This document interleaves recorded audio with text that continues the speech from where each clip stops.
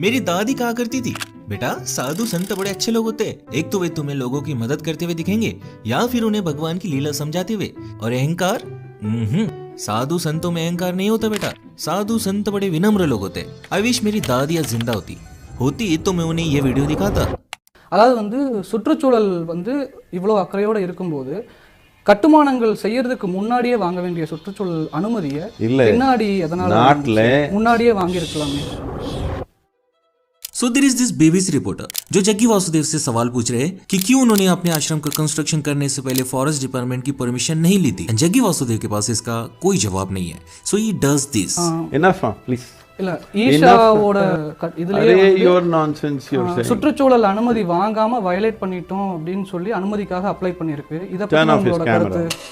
And clearly मेरी दादी गलत थी कि साधु संत विनम्र होते, बट ऐसे एलिगेशंस किसी साधु संत पर सूट नहीं करते। और अचंभे की बात तो ये है कि ये साधु महंगी महंगी बाइक चलाता है, महंगे महंगे कार चलाता है, rides helicopters, boats, you name it. दिन में 6 बार कपड़े बदलता है, महंगी महंगी घड़ियां पहनता है, दुनिया घूमता है, हॉलीवुड स्टार्स से मिलता है। ये साधु आज करोड़ों में खिल रहा है और इसके इस लाइफस्टाइल को मेंटेन करने के लिए उसके करोड़ों भक्त उसकी मदद कर रहे हैं। और आप सोचने लगते हो कैसे सदगुरु एक लग्जरियस लाइफ जीते हैं और उनके करोड़ों भक्तों को इससे कोई फर्क नहीं पड़ता।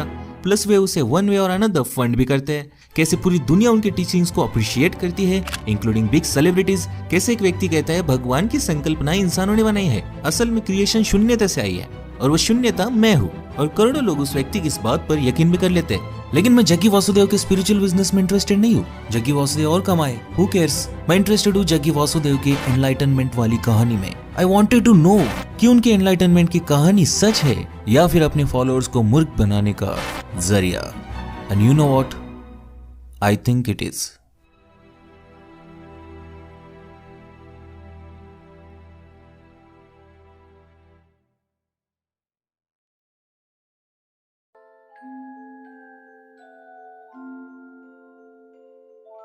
जग्गी जी अपनी किताब में लिखते हैं, एक दोपहर वे चामुंडील के एक पत्थर पर बैठे हुए थे। उनकी आंखें खुली थी पर अचानक उनके साथ कुछ तो होने लगा। इसे एज एन आई कोट, मैं अपने पूरे जीवन काल में यही सोचता था कि मेरा मन और शरीर यानी मैं हूँ और दुनिया यानी जो बाहर है। लेकिन अचानक मैं जान नहीं पा रहा था कि क्या मैं हूँ और क्या मैं नहीं हूँ। जो सांस मेरे अंदर जा रही थी, जिस पत्थर पर मैं बैठा हुआ था, मेरे आसपास का माहौल, सब कुछ मेरे अंदर समा जा चुका था। जो मैं बन चुका था वो इतना बड़ा था कि वो हर जगह मौजूद था। टर्न्स आउट जग्गी वासुदेव को एनलाइटनमेंट मिल चुकी थी। उस घटना के बाद वही सिमिलर एक्सपीरियंसेस जग्गी वासुदेव के साथ फिर से होने लगी। जग्गी जी को तब पता नहीं था कि एक्सपीरियंसेस जो वे महसूस कर रहे हैं वे क्या है, लेकिन वे कहते हैं कि अब उन्हें परमानंद का सुख मिल रहा था। 7-7 घंटे गुजर जाते थे और उन्हें लगता था 2 ही मिनट गुजरे हैं। अगले 6 हफ्तों में यह अनुभव उनके जीवन की जीवित वास्तविकता बन गई, लिविंग रियलिटी। ये जो परमानंद वे अनुभव कर रहे थे, अब वे वही परमानंद सबको महसूस करवाना चाहते थे। Armed with this experience, I started creating methods and systems through which every human being could access that intelligence and that capability within the system which can make a piece of bread into a human being. उन्होंने ऐसे methods इजाद किए जिनके माध्यम से वे लोगों को एनलाइट कर सके। उस मेथड का नाम था इनर इंजीनियरिंग और इस मेथड को दुनिया भर में पहुंचाने के लिए उन्होंने non profit organisation Isha foundation की शुरुआत की। जग्गी जी को बचपन से ही भगवान पर विश्वास नहीं था। वे अपने बुक एनकाउंटर द एनलाइटन में लिखते हैं, आप कृष्ण की पूजा करते हो क्योंकि आपके दादाजी ने आपको कहा कि कृष्ण की पूजा करो। ऐसी पूजा गलत है। अगर ऐसा व्यक्ति आपके समाज में रहने आ जाए तो आप उसे फांसी पर लटका दोगे क्योंकि आपकी माँ बहनें उसके साथ रास लीला करना चाहेगी और उधर क्या होगा आपको पता भी नहीं चलेगा।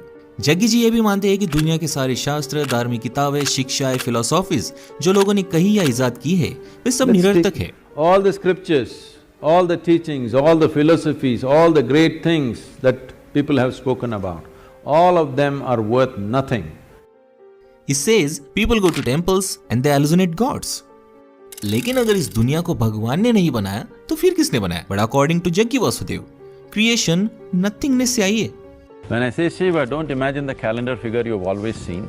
When we say Shiva, what it means, that which is not.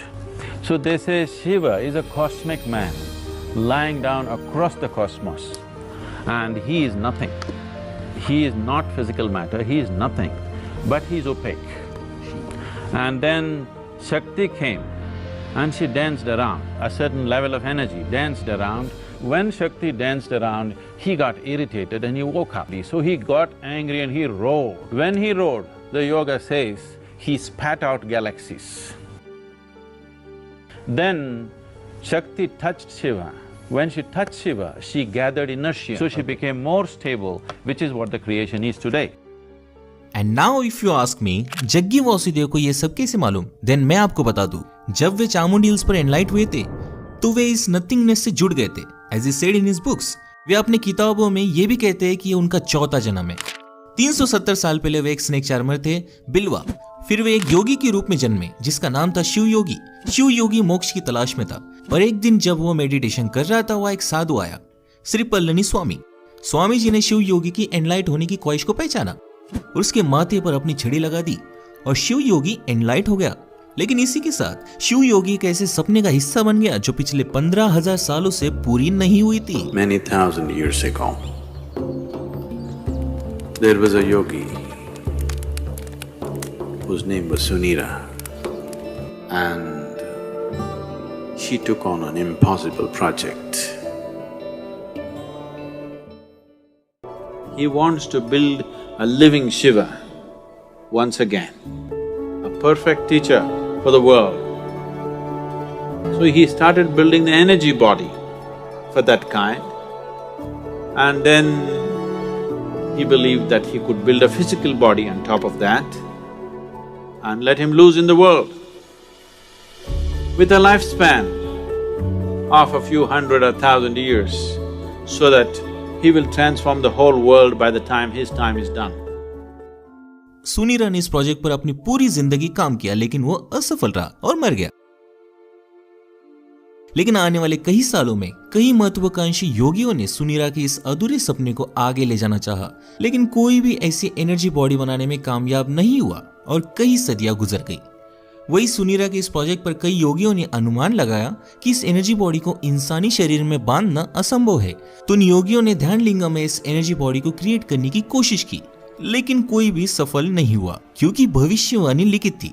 Jaggi Vasudev के दूसरे जन्म शिव योगी को स्वयं आदि योगी ने एनलाइट किया था। This fabulous crafty man enslaved me for his project. और उन्होंने इस ध्यान लिंगा पर काम करना शुरू किया, लेकिन वे 57 साल की उम्र में चल बसे। जग्गी वासुदेव का फिर एक बार जन्म हुआ एज अ सदगुरु श्री ब्रह्म। श्री ब्रह्म को सुनीरा के सपने के बारे में ऑलरेडी मालूम था और वे ऑलमोस्ट ध्यान लिंगा बनाने में सफल हो ही गए थे, लेकिन ये फुलफिलमेंट फिर से अधूरी रह गई। लेकिन समाधि लेने से पहले उन्होंने अपने अगले जन्म की योजना बना ली थी कि वे किस औरत की कोख में जन्म लेंगे।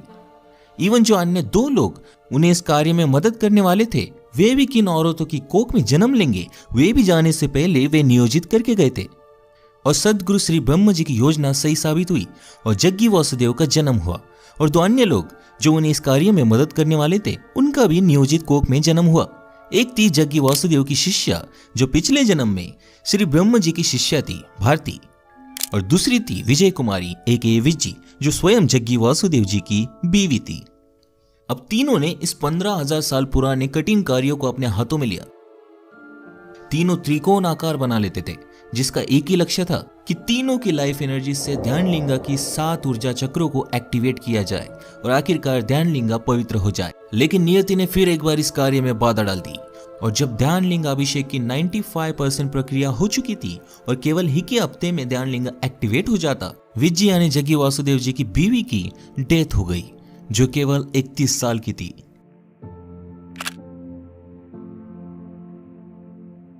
जग्गी जी ने बताया कि विज्जी ने महासमाधि ले ली है। This is a nation where there have been thousands of incidents where people have left their body consciously. So she announced that she will leave almost 9 months ahead of that time. It was a natural process. ध्यान लिंगा का काम रोकना नामुमकिन था और जग्गी वासुदेव इसे इसी जन्म में पूरा करना चाहते थे। उन्होंने अपना और विज्जी का दोनों का रोल एक साथ निभाना शुरू कर दिया, लेकिन इस कारण उनके शरीर पर बहुत भार आने लगा और वे बेहद बीमार गिरने लगे। In about 8 months, maximum of 8 months, I aged about 25 years during the consecration process. Certain period of consecration, about 8 months' time, people just saw me like I am aging, like so extremely fast. I became, from a very vibrant young person, I just became an old person, absolutely, totally weak and shaky in 8 months' time. My hair braid. लेकिन उन्होंने हार नहीं मानी और 3.5 सालों बाद and to be exactly 24 जून 1999 को ध्यानलिंगा, जिसमें स्वयं शिवा की एनर्जी है, वो हम सब के लाभ के लिए तैयार हुआ।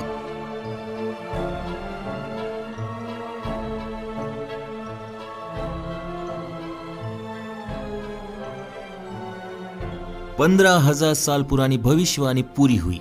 जी हाँ, इस जगत गुरु को बनाने का सपना देखने वाले सुनीरा ने यह भविष्यवाणी पहले ही कर दी थी कि हजारों सालों बाद एक योगी आएगा जो इस सपने को पूरा करेगा। वे योगी सदगुरु जग्गी वासुदेव थे। लेकिन एक साथ दो लोगों का कार्य अपने ऊपर लेने के बाद उनके शरीर को अनेक रोगों ने घेर लिया था और वैसे भी उन्होंने ध्यानलिंगा बनने के बाद 42 साल की उम्र में अपना शरीर छोड़ देने का निर्धार भी कर लिया था। In 8 months' time, my hair grayed completely, my whole body changed, everything happened. Everybody knew anyway I'm going to die shortly. They knew, because I had told them, I had prepared them for this, I told, this is how much I'm going to live, beyond that it will not be there.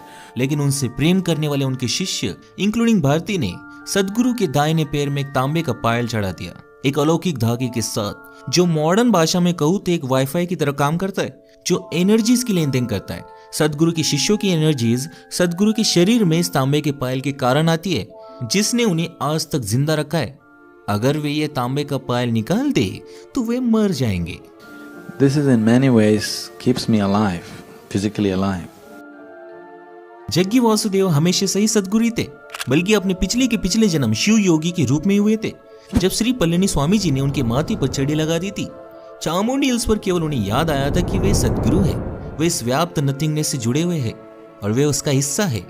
The moment उनके माथे पर वो छड़ी लगी, वे सर्वज्ञानी बन गए। Creation से लेकर big bang theory, planetary motion, Darwin theory of evolution, human psychology, the science, history, technology, mathematics, philosophy, religion, black magic, everything you can imagine of. सदगुरु जग्गी वासुदेव को हर चीज का ज्ञान मिल चुका था। He knows everything. When it comes to life, it doesn't matter what you say, what you think, what you do, what I say will happen. When it comes to life, fundamental life. So I am an authoritarian because I don't listen to anybody. If God comes, I will not listen to him because I know better than him. This sounds absolutely egoistic, stupid, Mike Tyson-like.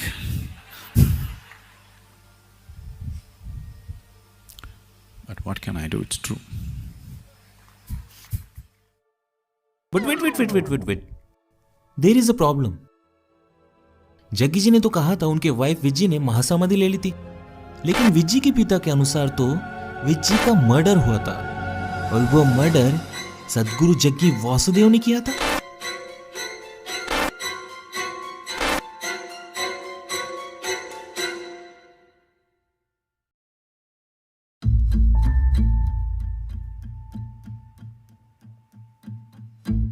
Jaggi जी के अनुसार 31 साल की विजय कुमारी ने 30 जनवरी 1997 को महासमाधि ले ली, लेकिन जग्गी वासुदेव के खुद के ससुर ने यानी विज्जी के पिता ने जग्गी वासुदेव पर उनके बेटी के मर्डर का इल्जाम लगाया और एफआईआर फाइल कर दी।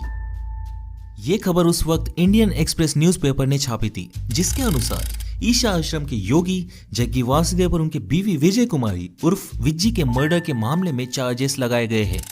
पुलिस को दिए गए कंप्लेंट में विज्जी के पिता टीएस गंगना जी को लगता है उनकी बेटी की मौत में कुछ तो गड़बड़ है।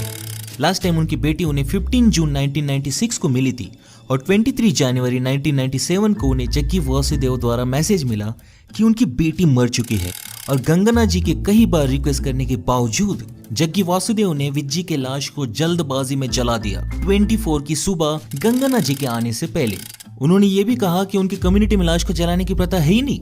जग्गी ने जानबूझकर लाश को जला दिया ताकि सारे सबूत मिट जाए। गंगना मानते हैं कि जग्गी ने अपनी बीवी का मर्डर किया है क्योंकि उनका आश्रम के किसी शिष्य के साथ अफेयर था। गंगना जी के कंप्लेंट के आधार पर केस दर्ज की जा चुकी है, लेकिन पुलिस आश्रम पहुंची तो गॉडमैन जग्गी यूएस से चले गए थे। इन्वेस्टिगेशन जारी है। लेकिन पुलिस के इन्वेस्टिगेशन के अनुसार उन्हें कोई सबूत नहीं मिला क्योंकि बॉडी ऑलरेडी जल चुकी थी। तो पुलिस ने लैक ऑफ एविडेंस के कारण केस को बंद कर दिया और एक फाइनल रिपोर्ट बनाई। लेकिन इस फाइनल रिपोर्ट में उन्होंने विज्जी के पिता टी.एस. गंगना जी द्वारा बताई गई बातों पर कोई इन्वेस्टिगेशन नहीं की थी। जैसे उन्होंने कहा था जग्गी वासुदेव का आश्रम के किसी लड़की के साथ अफेयर है, लेकिन किसी से भी पूछताछ नहीं की गई। इवन जो लोग वहां समाधि एवं अंतिम संस्कार के वक्त मौजूद थे उनसे भी कोई पूछताछ नहीं की गई। बट थिंक अबाउट इट, आप इन सारी बातों के बारे में लॉजिकली सोचो, क्यों जग्गी वासुदेव ने विज्जी के पिता और उसके 2 बहनों के आने का इंतजार नहीं किया, जबकि उन्होंने जग्गी जी से बार बार रिक्वेस्ट की थी कि उनके आने तक विज्जी का अंतिम संस्कार ना किया जाए। विज्जी के पिता के अनुसार उनकी कम्युनिटी में लाश को दफनाया जाता है, पर जग्गी जी ने लाश को जलाया। और ये तो सबको पता है कि समाधि लिए हुए व्यक्ति को गहरे गड्ढे में दफनाया जाता है। फिर बॉडी को जलाया क्यों गया और अंतिम संस्कार सुबह 4 से 5 बजे के बीच में क्यों की गई थी? इतनी क्या जल्दी थी? और जब उन्होंने साफ कहा है अपनी किताब में कि विज्जी की समाधि के बाद उन्हें 2 लोगों की एनर्जी खुद क्रिएट करनी पड़ी थी और इसी कारण वे भयानक पीड़ा से गुजर रहे थे। उन्हें तो बोलना तक नहीं आता था, लेकिन जब पुलिस तहकीकात करने आती है वे तभी यूएस से लेक्चर देने कैसे चले जाते हैं। जग्गी जी अपनी किताब में लिखते हैं कि विज्जी यानी उनकी बीवी ने उन्हें समाधि के 9 महीने पहले ही समाधि लेने की इच्छा जाहिर की थी। फिर विज्जी ने 1 महीने पहले ही कैसे समाधि ले ली? वो 1 हफ्ता रुक भी सकती थी क्योंकि ध्यान लिंगा बनने में 1 हफ्ता ही बचा था। और विज्जी अगर समाधि लेने वाली थी तो उसने अपने माँ बाप बहनों को क्यों नहीं बताया था कि वो समाधि लेने वाली है, जबकि वो उन्हें मिलने भी गई थी। जग्गी वासुदेव अपने बुक मिस्टिक्स म्यूजिक में खुद लिखते हैं कि विज्जी अकम्प्लिश्ड यानी कुशल योगी नहीं थी, मतलब उन्होंने कभी पतंजलि योगा सूत्र भी नहीं पढ़े होंगे। अब जो मोक्ष पाने के लिए महान साधु 50-50 साल साधना मेडिटेट करते हैं, वो एक साधारण बैंक एम्प्लॉय कैसे पा लेती है? जग्गी वासुदेव इवन ये भी कहते हैं कि विज्जी ने जग्गी को कभी अपना गुरु माना ही नहीं और ना ही उन्हें जग्गी की ये लाइफस्टाइल पसंद थी। वो तो ध्यान लिंगा का हिस्सा भी नहीं बनना चाहती थी। विज्जी को इवन जग्गी जी और भारती की बढ़ते हुए नजदीकियों से दिक्कत भी थी। अब जो औरत एक साधारण जीवन व्यतीत करना चाहती थी, जिसके अपने पति के अन्य शिष्यों से बढ़ रहे नजदीकियों से दिक्कत हो रही थी, जिसकी बेटी केवल 7 साल की थी, वो समाधि क्यों लेगी वाला? These are just doubts I had in Sadhguru story of Vijji's death. हम उन पर कोई एलिगेशंस नहीं लगा रहे, वो हमारा काम है ही नहीं। उन्हीं की किताब में लिखा गया है कि ध्यानलिंगा अभिषेक की प्रक्रिया विज्जी की उपस्थिति में खत्म हो जाती, लेकिन जग्गी जी की शिष्या भारती को अपने बच्चे के एनुअल फंक्शन में जाना था। कितनी मूर्खता वाली बात है ये। क्या भारती को मालूम नहीं था कि ये ध्यानलिंगा कितना बड़ा प्रोजेक्ट है, उसकी इंटेंसिटी क्या है, कि ये 15,000 साल पुरानी प्रोफेसी है? कई योगी इसमें असफल हो गए। जग्गी वासुदेव को 4 जन्म लेने पड़े। खुद भारती का ये दूसरा जन्म था। उसका जन्म ही ये कार्य पूरा करने के लिए हुआ था और वो अपने बच्चे के स्कूल फंक्शन में चली गई थी। रियली आई वंडर, 15,000 साल पुरानी प्रोफेसी, जग्गी जी के 4 जन्म, और उनके पास ऑप्शन था कि वे स्पेशल लोगों को स्पेशल कोक में पैदा कर सकते हैं। देन उन्होंने 2 मामूली लड़कियों को क्यों चुना इतने बड़े कार्य के लिए? इतने बड़े कार्य के लिए तो किसी अकम्प्लिश्ड योगी को चुनना चाहिए था। ये सारी कहानियां, ये सारे फैक्ट्स किसी दंत कथा जैसे नहीं लगती जो किसी 6 साल के बच्चे ने लिखी हो। जग्गी जी ने खुद कहा है कि ध्यानलिंगा के अभिषेक प्रक्रिया के बाद वे बीमार गिर गए थे और उन्होंने अपने एंकल बोन को खुद अपनी शक्तियों से ठीक किया था। इवन अपना अस्थमा भी 1 घंटे में ठीक कर दिया था। In a field hockey game, I fractured my left ankle. I was in excruciating pain, and by then I had also become a chronic asthmatic, and I had a very severe bout of asthma. I sat down with my eyes closed for about little more than an hour. When I came out, my asthma left me, never to come back again. And above all, my fractured leg was perfectly okay in little more than an hour's time. लेकिन इस interview में वे ये कहते हैं, So 3 years ago, it so happened, I was playing soccer with the kids and I tore my left knee. Then the only damn game I can play is golf. साक्षात भगवान अपनी नी bone ठीक नहीं कर पा रहा और दुनिया भर में अस्थमा के आज 262 मिलियन पेशेंट्स है। अगर जग्गी जी के पास इसका इलाज है तो वे इलाज सबको दे क्यों नहीं रहे? राइट?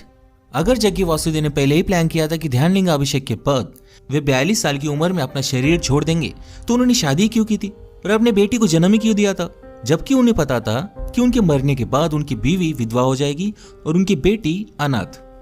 लेकिन वे अपनी शादी को भी जस्टिफाई करते हैं, कहते हुए कि ऋग्वेदा में लिखा गया है कि ध्यानलिंगा का अभिषेक एक ऐसा ही योगी करेगा जो गृहस्थ योगी हो, यानी शादीशुदा योगी हो।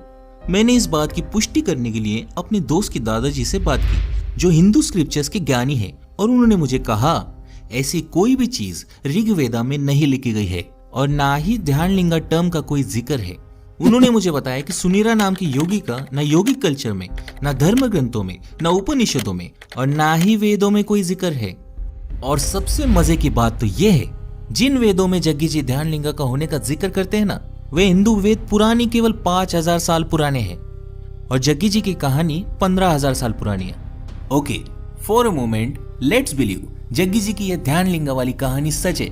सो अकॉर्डिंग टू दैट, ध्यान लिंगा साक्षात लिविंग शिवा है, वही शिवा जो इस नथिंगनेस में समाये हुए है, जिनके अंदर से ये दुनिया क्रिएट हुई है।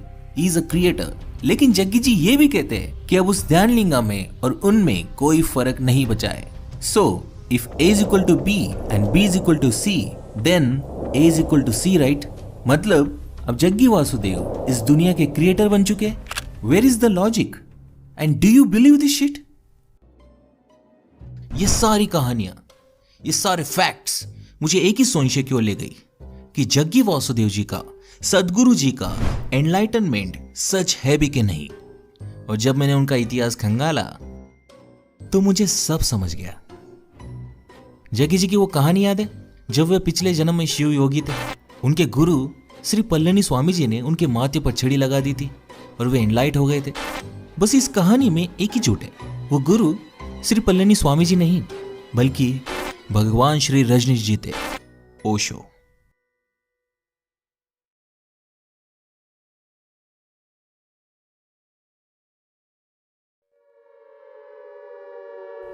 सो 70 के दशक में अमेरिका में गरीबी, वॉर, रेशियल भेदभाव के कारण लोगों का ट्रेडिशनल रिलीजन्स पर से विश्वास उठ चुका था और तब अनेक स्पिरिचुअल लीडर्स ने इन वल्नरेबल लोगों को अपनी स्पिरिचुअलिटी प्रीच करना शुरू कर दिया। इन सारे स्पिरिचुअल गुरुज में दो चीजें बड़ी कॉमन थी। पहली कि ये सब दावा करते थे कि ये सब एनलाइटेंड बीइंग्स है, और दूसरी, इन सभी गुरुओं ने अपने अपने ट्रस्ट खोले और मिलियंस ऑफ डॉलर्स कमाए। एक स्पिरिचुअल गुरु ने तो अमेरिका में अपना शहर ही बना लिया। In the northern part of Oregon, there used to be a little town called Antelope. Yesterday, the voters in Antelope decided to change the town's name to Rajneesh. It is a political victory for followers of the Indian guru, Bhagwan Sri Rajneesh. Change has been coming, and today, Antelope awoke to a red dawn.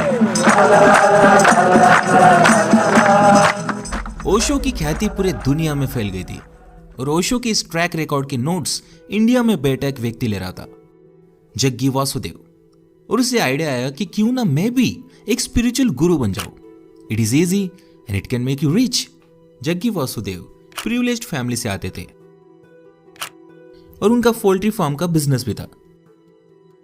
Jaggi जी अनेक बार दावा कर चुके हैं कि उन्हें 12 साल की उम्र से योगा और मेडिटेशन की नॉलेज थी और उनका आज मेन प्रोडक्ट भी उसी के अराउंड रिवॉल्व करता है, विच इज इनर इंजीनियरिंग और ईशा योगा। लेकिन सच तो यह है कि जग्गी जी 1984 में ऋषि प्रभाकर से सिद्ध समाधि योगा सीखने गए थे। न्यूज लॉन्ड्री को आंध्र प्रदेश बेस्ड एक योगा टीचर ने बताया कि जग्गी वासुदेव और वे गोमतागिरी मैसूर में ऋषि प्रभाकर से सिद्ध समाधि योगा सीखते थे और जग्गी ने ऋषि प्रभाकर को 1984 में ज्वाइन किया था, जहां वो अपने बीवी से भी मिले थे। उनका इसके पहले योगा से कोई भी नाता नहीं था। ऋषि प्रभाकर ने जग्गी जी को कोयम्बतूर में अपना सेंटर खोलने के लिए भेजा था, लेकिन जग्गी जी ने सिद्ध समाधि योगा को रीपैकेज करके उसका नाम ईशा योगा रख दिया और अपना खुद का सेंटर खोल लिया। And the rest is history. You would think इतना काफी है उनकी फर्जीगिरी साबित करने के लिए, बट हमारे पास और भी सबूत है। But let me tell you, इन स्पिरिचुअल गुरुज का मेन प्रोडक्ट योगा या मेडिटेशन नहीं होता, बल्कि एनलाइटनमेंट होती है। ये लोगों को एनलाइटनमेंट भेजते हैं। जग्गी ये बखूबी जानते थे और उन्होंने भी अपनी एनलाइटनमेंट की, अपनी सर्वज्ञानी होने की स्टोरी बनाई। लेकिन जग्गी वासुदेव ने ओशो की पूरी नकल कर ली, और नकल कितनी भी अलग हो, समझ तो आ ही जाती है। लाइक जग्गी जी दावा करते हैं कि उन्होंने कोई वेदास या स्क्रिप्चर्स नहीं पढ़े और ना ही कोई philosophies. I have neither read the Gita, nor the Vedas, nor the Upanishads, nor even the Yoga Sutra. Because उन्होंने ये स्क्रिप्चर्स डायरेक्टली नहीं पढ़ी है, उन्होंने ये स्क्रिप्चर्स ओशो की किताबों के माध्यम से पढ़ी है। मोस्टली वो जो कहते हैं वो अधिकांश ओशो की कोट्स, ओपिनियंस, एनेक्डोट्स के रिपीटेशंस होते हैं, even choices of words. you clearly disturb people who see those sort of statements as profound, profane. I love to disturb people. A guru is somebody who disturbs the fundamental aspects in you. I am not going to console anybody. He is not a solace peddler. Because the more you console them, the more retarded they remain. All kinds of conclusions that you have drawn, Disturb them. he disturbs everything in you. That challenge will bring their capacities to the climax. He is somebody who is there to assist you towards your liberation. Jaggi ji की enlightenment nothingness यानी शून्यता तक जाती है। शिवा कोई being नहीं है, बल्कि इस नथिंगनेस में समाये हुए है, और इस नथिंगनेस में मिल जाना ही एनलाइटनमेंट है। और उसके वे 112 तकनीक बताते हैं। ये कॉन्सेप्ट विज्ञान भैरव तंत्र से आती है, और इस तंत्र को उस वक्त ओशो ने ही प्रचलित किया था। कोई 112 विधियां हैं सारे जगत में ध्यान की, और प्रत्येक विधि अद्भुत है। Tantra will not give you the answer, Tantra will give you the technique. Jaggi जब भी शिवा की बात करते हैं, जैसे Shiva being good and evil, both light and dark, यही स्टाइल और व्यूज ओशो भी इस्तेमाल करते थे। ओशो कहते थे शिवा के पास कोई फिलोसॉफीज नहीं थी, उनके पास केवल मेथड्स थे। All the questions Devi is asking, Shiva is not going to answer at all. On the contrary, he will give a technique. And if Devi goes through this technique, she will know. यह बात उन्होंने खुद को और अपने course को describe करने के लिए रख ली। Once they understand few basics, then we teach methods with which they can make these dimensions within themselves in a conscious manner. This is not a philosophy, this is a technology. Jaggi जी हमेशा कहते हैं, Now, whatever I say, don't believe this. But don't be a fool and disbelieve this. Guess what, ये quote उन्होंने कहां से उठाया? ओशो की किताब I celebrate myself, God is nowhere, life is now here से। I have not told you to believe it, I have not told you to disbelieve it. Jaggi ji कहते हैं उन्हें फिलोसॉफीज पसंद नहीं। Philosophies are fantastic explanations for those things which cannot be explained. क्योंकि ओशो को भी पसंद नहीं थी। A philosopher thinking about truth is just like a blind man thinking about light. Jaggi जी एक कहानी सुनाते हैं। जब एरिस्टोटल हेराक्लिटस से मिले थे, देखा जाए तो दोनों अलग अलग टाइमलाइन से आते, उनके मिलने की कोई बात बनती ही नहीं। ये तो गलती है, राइट? बट अगर हम मान लें जग्गी जी ने यह कहानी अपनी बात रखने के लिए कही हो तो ठीक है, लेकिन ये सेम गलत कहानी ओशो अपनी किताब हिडन हार्मोनी में कह चुके हैं। पूरी दुनिया में केवल ओशो ने ही लिखा है कि एरिस्टोटल और हेराक्लिटस मिले थे। अब ये कैसे मुमकिन है कि पूरी गलत कहानी ही कोइंसिडेंटली जग्गी जी ने सबको सुना दी? बट स्टिल मैं इन सारी बातों को संयोग एवं कोइंसिडेंस समझूंगा, मान लूंगा, लेकिन अगली सिमिलैरिटी को कोइंसिडेंस मानना बहुत मुश्किल है। Here is another anecdote. सदगुरु जी सुनाते हैं, एक औरत जे कृष्णमूर्ति के साथ शॉपिंग करने गई थी, तो कृष्णमूर्ति जी एक छोटा सा टाई खरीदने के लिए इतना वक्त लगा रहे थे कि उस औरत ने सोचा, जो व्यक्ति एक टाई को लेकर इतना कंसर्न फील करता है वो एनलाइटेंड कैसे हो सकता है वाला, और उस औरत ने जे कृष्णमूर्ति को छोड़ दिया। But let me tell you, similar anecdote Osho भी सुना चुके हैं अपने किताब में, क्योंकि वो औरत जे कृष्णमूर्ति को छोड़कर सबसे पहले ओशो से मिलने गई थी। एंड आई डोंट नो कि सदगुरु को इस कहानी के बारे में कहां से मालूम पड़ा। ऐसे सैकड़ों उदाहरण मैं आपको दे सकता हूं, but I think you get the point. Jaggi Vasudev ने सब कुछ ओशो से कॉपी किया है, लेकिन ओशो की गलती है जग्गी जी ने कॉपी नहीं की। ओशो हमेशा हिंदुइज्म को क्रिटिसाइज करते थे, जो इंडियन पॉलिटिशियंस को रास नहीं आती थी। पॉलिटिशियंस ने ओशो पर दबाव बनाया और उन्हें मजबूरन देश छोड़ना पड़ा। जग्गी जी भले ही ओशो के पद पर चल हिंदुइज्म को क्रिटिसाइज करते रहे, लेकिन उन्होंने ड्यूअल कैरेक्टर अपनाया। अपने एनलाइटनमेंट में, अपने टीचिंग्स में, अपने आश्रम में उन्होंने ध्यानलिंगा, शिवा, आदि योगी, भैरवा जैसे टर्म्स को यूज किया ताकि उन्हें कोई अपोज न करे।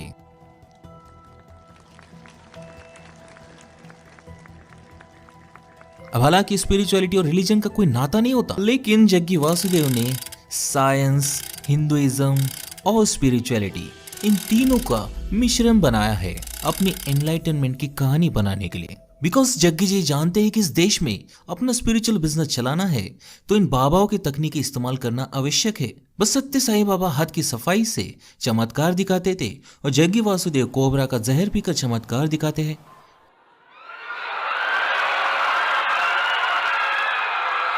आगे ध्यानलिंगा बनाने के लिए उन्हें लोकल भक्तों से डोनेशन मिला और उन्होंने 150 एकड़ जमीन खरीदी अपना आश्रम खड़ा करने के लिए, जहां आज ईशा फाउंडेशन खड़ा है। इन न्यू ओशो के डाउनफॉल में पॉलिटिशियंस का बड़ा हाथ रहा, तो उन्होंने पॉलिटिशियंस के साथ अच्छे संबंध बनाने के लिए न्यूट्रल इनिशिएटिव्स को इन हैंड लिया। ऐसे ही 2006 में जग्गी वासुदेव ने पूरे तमिलनाडु में पेड़ लगाने का इनिशिएटिव हाथ में लिया। इसमें उन्हें नए भक्त और वॉलंटियर्स तो मिले ही, लेकिन उस वक्त के सीएम करुणानिधि भी इस इनिशिएटिव में शामिल हुए। This made him famous in South India.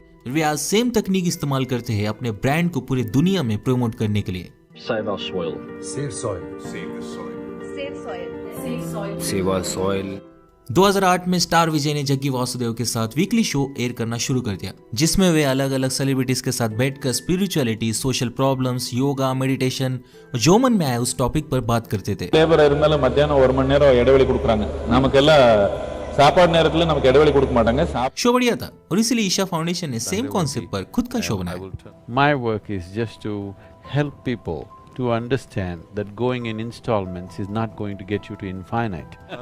It was a win-win situation. दोनों पार्टीज को पब्लिसिटी मिल रही थी और धीरे धीरे बड़े से लेकर बड़े सेलिब्रिटीज जग्गी वासुदेव से बात करने लगे। You can't even imagine. Namaskaram, good morning Matthew. Good morning, Sadhguru. How are you, man? I'm good, man. Where you from? So finally Jaggi Vasudev ji ने अपना ईशा एम्पायर खड़ा कर दिया, जहाँ आज वे करोड़ों रुपए कमाते हैं। एक झूठी एनलाइटनमेंट की कहानी ने जग्गी जी को इस मुकाम तक पहुंचा दिया। आज जग्गी जी के करोड़ों फैंस हैं दुनिया भर में, लाखों पार्ट टाइम वॉलंटियर्स और हजारों फुल टाइम वॉलंटियर्स जो फ्री ऑफ कॉस्ट काम करते हैं उनके आश्रम में। जग्गी वासुदेव ने सिंपली अपने पोल्ट्री और कंस्ट्रक्शन बिजनेस को स्पिरिचुअल बिजनेस में ट्रांसफर कर लिया।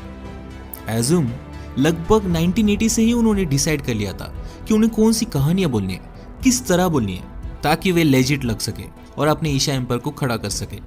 इवन बिजनेस मॉडल अगर आप ध्यान से देखें तो ईशा फाउंडेशन में कुछ भी फ्री नहीं है। छोटी से लेकर छोटी चीज को डोनेशन के स्वरूप में बेचा जाता है ताकि सरकार को टैक्स भी ना देना पड़े। जग्गी वासुदेव जी ने एक faith based business model create किया है, टैक्स फ्री स्टेटस पाने के लिए, अपने स्पिरिचुअल प्रोग्राम्स को बेचने के लिए, बुक्स एंड मर्चेंडाइज बेचने के लिए and most importantly full time volunteers के रूप में फ्री लेबर पाने के लिए। ओशो की किताबें पढ़कर उनकी टीचिंग स्टाइल एनलाइटनमेंट कॉपी कर आज सदगुरु जग्गी वासुदेव बहुत बड़े मुकाम पर पहुंच गए। उनके कुछ फैंस को पता है कि वो ओशो की कॉपी करते हैं, लेकिन वे आर्गुमेंट देते हैं कि क्या फर्क पड़ता है कि सदगुरु जग्गी वासुदेव ओशो की कॉपी कर रहे हैं, इससे तो लोगों का फायदा ही हो रहा है ना, करने तो कॉपी। लेकिन मैं उनसे एक ही सवाल पूछूंगा, सदगुरु जग्गी वासुदेव को ये एनलाइटनमेंट बेचते बेचते 30 साल से ज्यादा हो गए, लेकिन उनको छोड़ के एक भी व्यक्ति को एनलाइटनमेंट मिली है क्या? और मिल भी नहीं सकती, क्योंकि ओशो की लॉन्ग टाइम सहयोगी मां आनंदशीला कहती है, He dangled the carrot of enlightenment. He declared few people enlightened. It was a hoax. In that sense, yes. Enlightenment एक छल है, झूठ है, धोखाधड़ी है।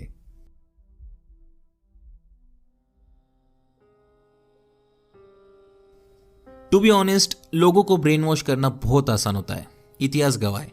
बस आपके पास ऐसी कहानी होनी चाहिए जिससे आप गलीबल वल्नरेबल लोगों को बेच सके, और क्या फर्क पड़ता है वो कहानी सेकंड हैंड ही क्यों ना हो, राइट? एंड मुझे कोई दिक्कत नहीं है कि लोग अपने आप को जग्गी वासुदेव के पास सरेंडर कर रहे हैं। अगर आपको मदद हो रही है देन प्लीज आप जाइए, लेकिन इतना जरूर याद रखिए, आश्रम में आपको एक कोर्स के बाद दूसरा कोर्स खरीदने के लिए ब्रेन वॉश किया जा सकता है, और आखिर में आपको अपनी रियल लाइफ छोड़कर आश्रम में संन्यास लेने कहा जा सकता है, जबकि जग्गी वासुदेव खुद एक लग्जरियस लाइफ जीते और उनकी बेटी शादीशुदा है। आज कई पेरेंट्स अपने बेटे बेटियों को पाने के लिए मदद की गुहार लगा रहे हैं। First doctor, marriage and divorce, and then another one marriage, you know, and then take some jewels.